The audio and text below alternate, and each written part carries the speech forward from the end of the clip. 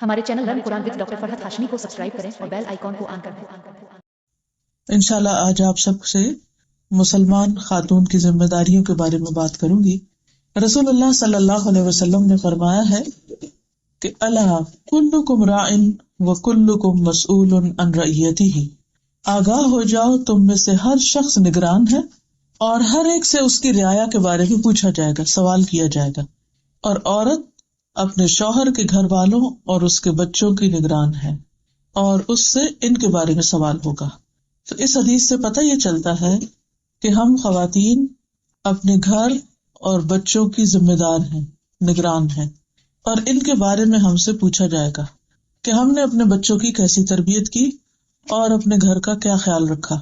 کیا اسے ایک اسلامی گھرانہ بنایا، مسلمان گھرانہ بنایا، یا پھر اس سے غفلت برتی۔ کیونکہ قرآن مجید میں بھی اہل ایمان کو یہ حکم دیا گیا ہے،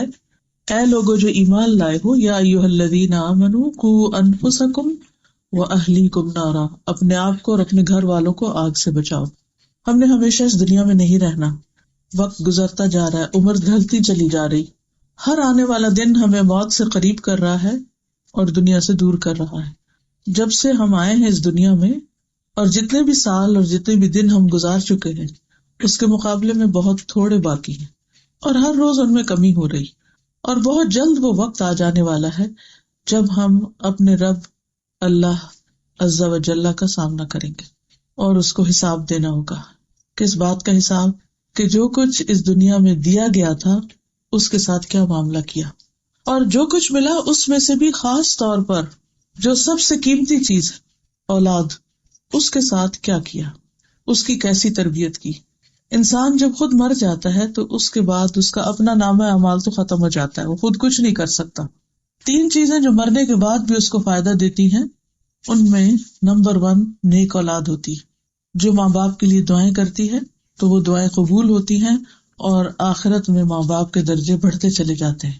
اس لیے اگر ہم اپنے لیے واقعی کچھ کمانا چاہتے ہیں تو وہ مال و دولت نہیں یا بڑے بڑے گھر نہیں، وہ نیک اولاد ہے کہ اس کی فکر ہو، اس کے لیے محنت ہو، اس کے لیے دعائیں ہو، اس کے لیے کوشش کی جائے،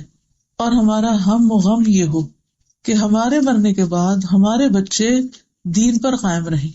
اسی لیے اللہ سبحانہ وتعالیٰ کے جو نیک بندے تھے، پیغمبر تھے، انہوں نے مرتے وقت اس بات کی فکر نہیں کی کہ پیچھے ان کے جائیداد اور پراپرٹی کا کیا ہوگا،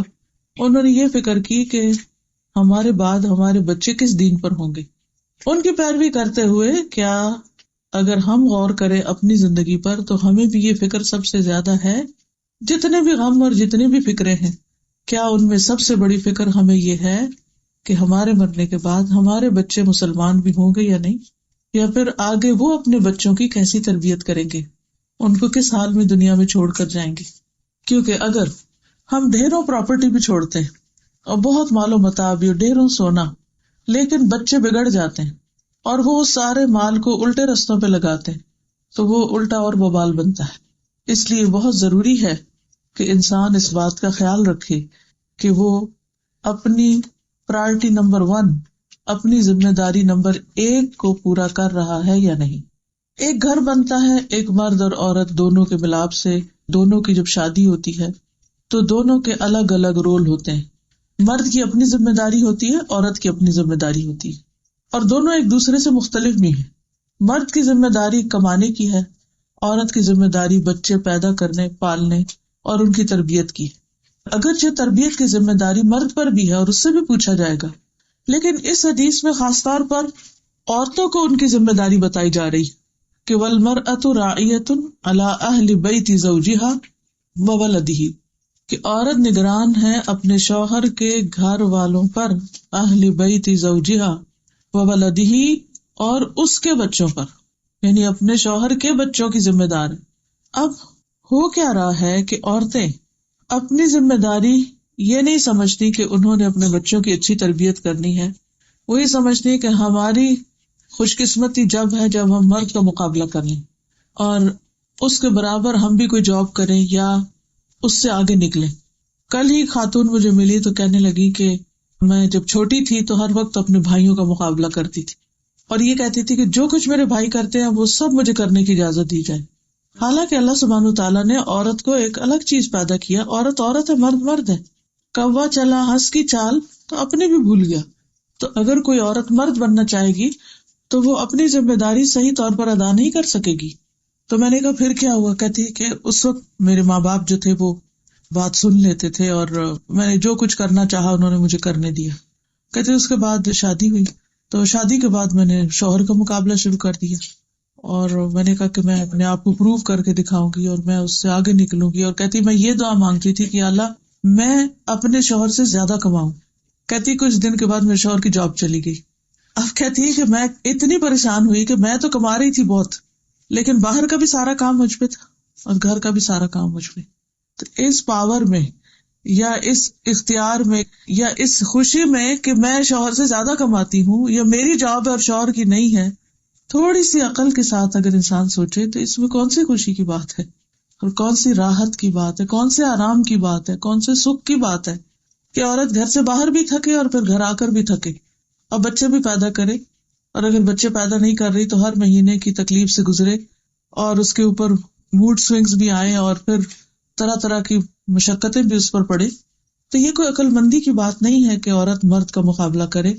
اور یہ ثابت کرے کہ میں مرد سے زیادہ کماتی ہوں تو میری بات مانی جائے اور مجھے سب کچھ تسلیم کر لیا جائے. یاد رکھیے کہ ہر جگہ جہاں انسان کا اختیار زیادہ ہو جاتا ہے، پاور زیادہ ہو جاتی، وہاں ذمہ داری بھی زیادہ ہو جاتی ہے، اس کا کام بھی زیادہ بڑھ جاتا ہے. اور پھر ایک وقت ہوتا ہے کہ انسان بہت سے کام کر لیتا ہے، یعنی عورتیں مرد بن کے بھی گزارا کر لیتی ہیں، لیکن پھر ایک وقت آتا ہے کہ وہ اس چیز کی طاقت نہیں پاتی جس کی اللہ نے اس کو دی نہیں. اور ویسے بھی جو مرد ہوتا ہے اس کو عورت چاہیے ہوتی ہے بیوی کے طور پر، مرد نہیں چاہیے ہوتا، الا یہ کہ کسی کی فطرت بالکل ہی بگڑ چکی ہو. ورنہ عورت کی خوشی عورت ہونے میں ہے. ایک عورت کے اندر جتنی زیادہ نسوانیت پائی جائے گی، وومن ہوڈ، وہ جتنی زیادہ نرم و نازک ہوگی یا اس کے اندر ایک محبت ہوگی اور ایک چاہت کا جذبہ ہوگا، وہ اتنی اچھی بیوی بن سکے گی. قرآن مجید میں اللہ تعالیٰ فرماتے ہیں أَوَمَن يُنَشَّأُ فِي الْحِلْيَةِ وَهُوَ فِي الْخِصَامِ غَيْرُ مُبِينٍ، کیا وہ جو زیورات میں پرورش پاتی ہے، یعنی عورت کی کمزوری ہے زیور، وَهُوَ فِي الْخِصَامِ غَيْرُ مُبِينٍ، اور بحث مباحثے میں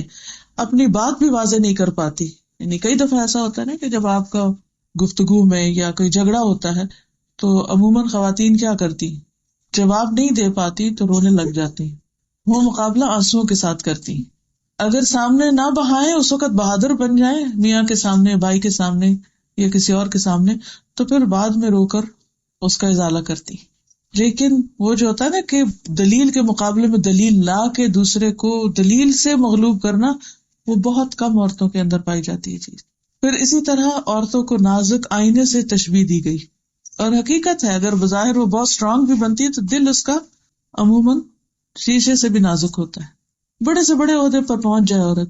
چھوٹی سی بات مائنڈ کر جاتی، کہتی میں ٹوٹ گئی ہوں اس سے، اور رونے لگ جاتی ہے اور ساری اس کی بہادری ختم ہو کے رہ جاتی ہے.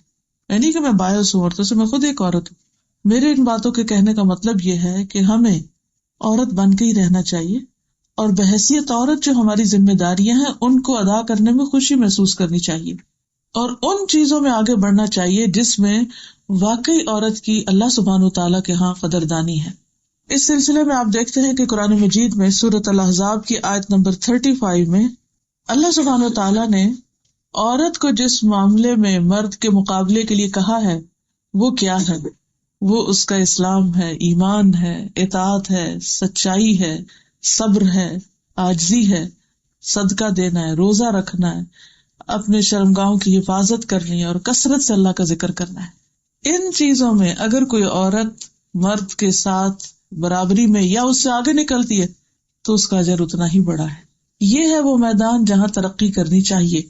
سنیے آیت اللہ سبحانہ وتعالیٰ کا جو ارشاد ہے، یقیناً مسلمان مرد اور مسلمان عورتیں، مومن مرد اور مومن عورتیں، فرما بردار مرد اور فرما بردار عورتیں، سچ بولنے والے مرد اور سچ بولنے والی عورتیں، صبر کرنے والے مرد اور صبر کرنے والی عورتیں، خشوع کرنے والے مرد اور خشوع کرنے والی عورتیں، صدقہ دینے والے مرد اور صدقہ دینے والی عورتیں، روزہ رکھنے والے مرد اور روزہ رکھنے والی عورتیں، اپنی شرمگاہوں کی حفاظت کرنے والے مرد اور شرمگاہوں کی حفاظت کرنے والی عورتیں، اللہ کو کثرت سے یاد کرنے والے مرد اور کثرت سے یاد کرنے والی عورتیں، ان سب کے لیے اللہ نے بخشش اور بہت بڑا اجر تیار کر رکھا ہے۔ اگر ہم بڑے درجے چاہتے ہیں، بڑا ہونا چاہتے ہیں، تو ان کوالٹیز میں بڑے ہوں، اسلام میں پورے کے پورے داخل ہوں، فرما برداری کی حد کر دیں، اپنے ایمان میں اضافہ کریں، اللہ تعالیٰ کی بات ماننے میں آگے نکلے، سچ بولنے میں دوسرے سے آگے ہوں، صبر کرنے میں، خشوع و خضوع اختیار کرنے میں، عاجزی اختیار کرنے میں، صدقہ دینے میں، روزہ رکھنے میں، یہ ہے مقابلے کی راہیں۔ یہاں دیکھا جائے گا کہ واقعی کون عورت مرد کے مقابلے میں آگے ہے۔ اور پھر اپنی شرم و حیا کی حفاظت اور کثرت سے اللہ کا ذکر، اٹھتے بیٹھتے چلتے پھرتے۔ عقل مند لوگ وہ ہیں الذین یذکرون اللہ قیاما وقعودا وعلی جنوبہم ویتفکرون فی خلق السماوات والارض۔ کون ہے عقل مند؟ جو کھڑے، قیام، قعود، بیٹھے اور لیٹے اللہ کو یاد کرتے رہتے ہیں، ہر حال میں اللہ سبحانہ وتعالیٰ کا ذکر کرتے رہتے ہیں، اور کائنات کی تخلیق میں غور و فکر کرتے رہتے ہیں، کیونکہ جتنی بھی نشانیاں ہیں آسمان میں اور زمین میں، یہ سب انسان کو اللہ سبحانہ وتعالیٰ کے قریب کرتی ہے۔ اس سے انسان کے اندر اللہ تعالیٰ کی محبت پیدا ہوتی ہے۔ تو وہاں جب ترازو میں یعنی قیامت کے دن میزان میں جب اعمال تولے جائیں گے تو وہ وہی ہوں گے جو دنیا میں ہم نے کیے ہوں گے، جیسے حدیث قدسی میں آتا ہے کہ اے لوگو، یہ تمہارے اعمال ہیں جن کو میں تمہارے لیے گن گن کے رکھ رہا ہوں،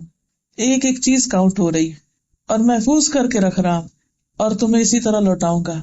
تو جو کچھ بھی ہم کرتے ہیں وہ اللہ سبحانہ وتعالیٰ کے ہاں محفوظ ہو رہا ہے اور قیامت کے دن واپس دیا جانے والا ہے، ایک نیکی 10 کے برابر کر کے۔ تو جس چیز میں ہمیں مردوں کا مقابلہ کرنا چاہیے وہ کیا ہے؟ نیکیاں، اچھے کام۔ لیکن عام طور پر اس معاملے میں ہم یہ دیکھتے ہیں شوہر نماز نہیں پڑھتا تو چلو میں بھی نہیں پڑھتی، اب کیا کرے، گھر کا ماحول ہی نہیں، وہ روزے کے لیے نہیں اٹھتا تو میں کیسے روزہ رکھوں، وہ مجھے کچھ دیتا نہیں صدقہ کرنے کے لیے تو میں کہاں سے صدقہ کروں، وغیرہ وغیرہ۔ نیکی کے کاموں کو، اپنے دین کو مردوں کے حوالے کر دیتے ہیں، اور بہت سی چیزوں میں ہم کہتے ہیں وہ ہمیں اجازت ہی نہیں دیتے، جبکہ دین کے معاملے میں ہمیں ان سے آگے نکلنے کی فکر کرنی چاہیے۔ اور اعمال کے لحاظ سے اور پھر ان کے اجر و ثواب کے لحاظ سے عورتیں مردوں سے پیچھے نہیں بلکہ آگے بھی نکل سکتی ہیں۔ سورۃ آل عمران 195 میں اللہ تعالیٰ فرماتے ہیں فاستجاب لهم ربهم انی لا اضیع عمل عامل منکم من ذکر او انثی بعضکم من بعض۔ سو ان کے پروردگار نے ان کی دعا قبول کرتے ہوئے فرمایا میں کسی عمل کرنے والے کے عمل کو خواہ وہ مرد ہو یا عورت ضائع نہیں کروں گا، کیونکہ تم دونوں ایک دوسرے کا حصہ ہو۔ نہ کوئی عورت اکیلی کچھ کر سکتی ہے اور نہ ہی مرد۔ بچوں کی پیدائش میں بھی دونوں کا حصہ، پھر پالنے میں بھی اور پھر باقی چیزوں میں بھی۔ پھر اسی طرح عورت کو اگر آخرت میں بلند مقام چاہیے تو اسے دیکھنا ہوگا کہ اسے دنیا میں کیا کیا کرنا ہے۔ کچھ چیزیں اس کی اپنی ذاتی زندگی سے متعلق ہیں اور کچھ چیزیں اس کے دائرہ کار سے متعلق۔ سب سے پہلی چیز ایمان ہے، کیونکہ سب سے افضل عمل، سب سے بہترین عمل اللہ اور اس کے رسول پر ایمان لانا ہے، توحید اختیار کرنا ہے۔ اگر کوئی عورت توحید نہیں اختیار کرتی، شرک کرتی، اور عورتوں کی شرک عام طور پر کیا ہے؟ جادو، ٹونے ٹوٹکے، اس طرح کے کام کرنا۔ تو اگر کوئی عورت شرک کرتی ہے تو اس کے سارے نیک عمل برباد ہو جائیں گے۔ اس لیے سب سے پہلی فکر ایمان کی ہونی چاہیے کہ وہ کس درجے کا ہے۔ جیسے حضرت ہاجرہ کا ایمان تھا، حضرت آسیہ کا ایمان تھا۔ سب جانتے نا فرعون بہت ہی ظالم تھا اور اس نے اپنی بیوی کے ہاتھوں میں کیل ٹھکوا دیے تھے، اتنا ظالم تھا، لیکن پھر بھی وہ اپنے ایمان سے باز نہیں آئی، ایمان نہیں چھوڑا انہوں۔ جب دنیا کی زندگی تنگ ہو گئی تو انہوں نے دعا کی رب ابنی لی عندک بیتا فی الجنہ، اللہ میرے لیے جنت میں اپنے پاس ایک گھر بنا دے، ونجنی من فرعون وعملہ، مجھے فرعون اور اس کے اس عمل سے نجات دے، یعنی جو سزا دینے کا عمل ہے، ونجنی من القوم الظالمین، اور